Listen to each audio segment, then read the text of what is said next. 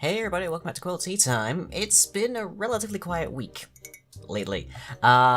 This is predominantly due to the hard drive woes that I mentioned around about last time.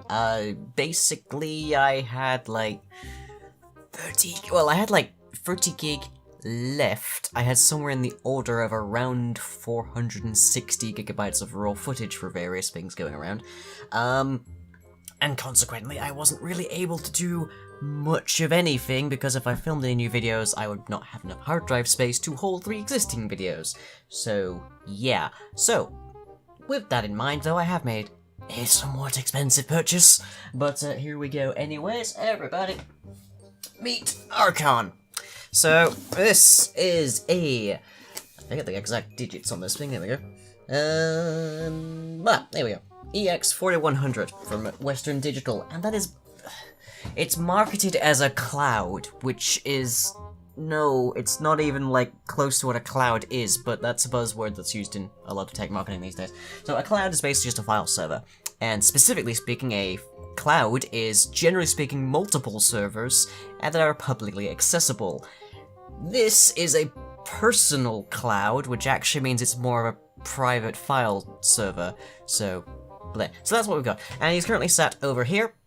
He is named Archon because, of course, I have Elemental, and an Elemental is a monster in Dungeons & Dragons, and as is the Archon, I was actually going to call him Lantern Archon, but unfortunately Lantern Archon is a bit too long. I was also thinking of calling him Col-Yaret, but that's even more obscure.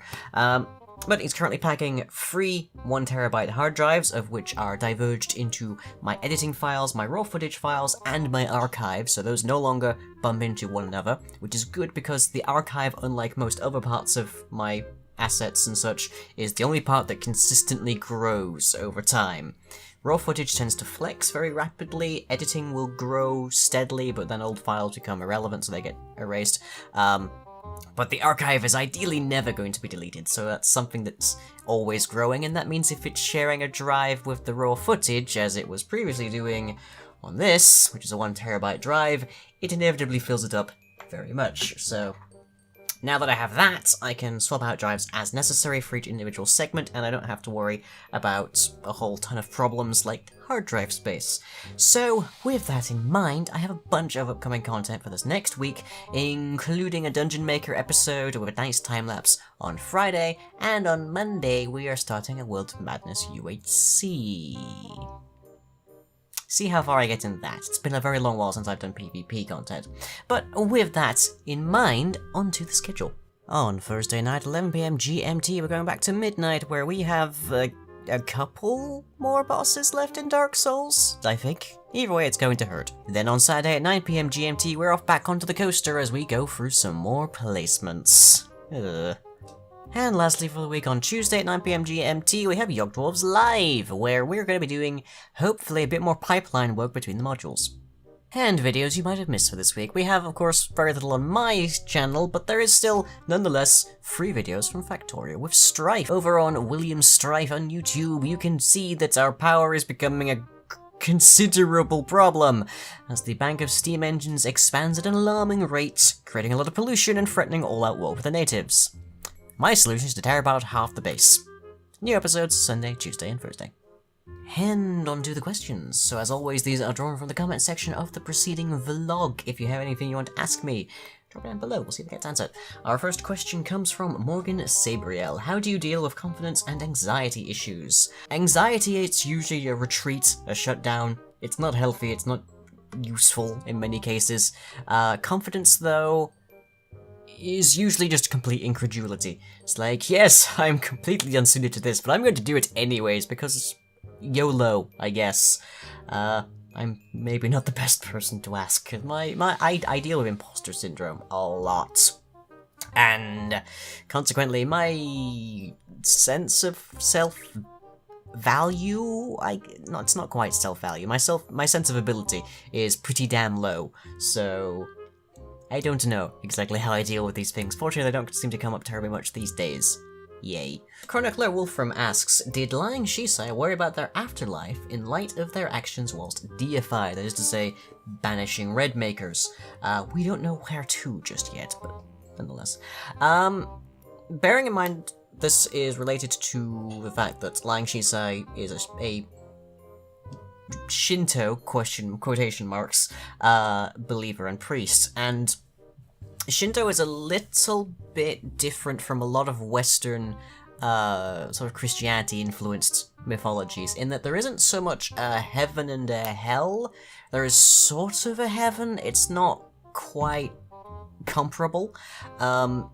And also death, just as a thing in Shinto, was extremely... they were very, very negative towards that. There's a lot of bad connotations to that, and funerary rites in general are almost entirely absent from Shinto.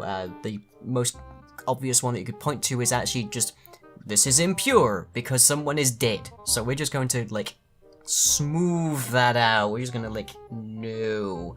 So, it's not quite proper to say that there's a heaven or a hell that Lang Shisai might have worried they would have gone to for their actions whilst a god.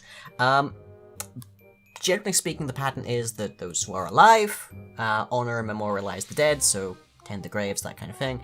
And in return, those who are dead sort of guard and help the living.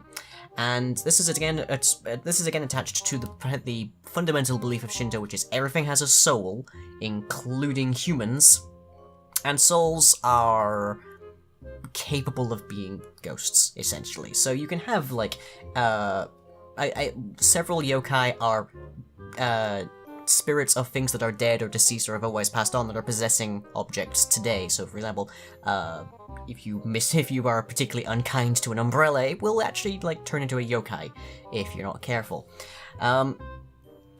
Priest Lang would definitely need to do some atonement. They were very clear and, like, aware of this at the end of Yokai Temple.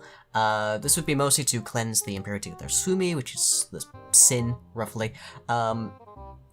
They might not be deified if they passed, because that is something that does happen to a lot of people who led exemplary lives. There are a number of cases of humans, and especially priests, and even an exorcist in at least one case, becoming effectively a god when they died.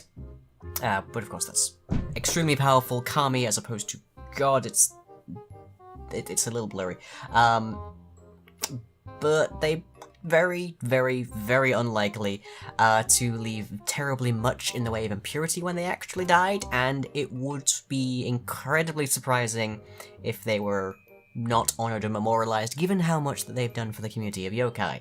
So, on balance, I think they'd be okay. I don't know if that's necessarily what they would have thought themselves, because they were very, very apologetic at the end of yokai, and they were pretty torn up about what they'd done. So that might have dwelled in their mind for quite a while, but for the most part, I think Priest Lang would do okay. And that's it for now. So, hope you've all enjoyed. Again, a lot more videos coming out very soon, including UHC, so keep an eye out for that. And hopefully Archon will be helping us out in the future quite a bit. Other than that, hope you've all enjoyed. I'll catch you all next time.